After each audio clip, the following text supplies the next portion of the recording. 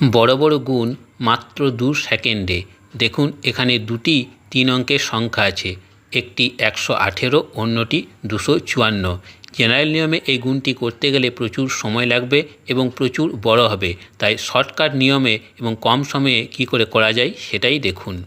উপর নিচ 8 আর 4 গুণ করে সোজা নামিয়ে দেবেন নিচে। 8 আর 4 গুণ করলে 32 হয়, 32 লিখে নিয়েছি।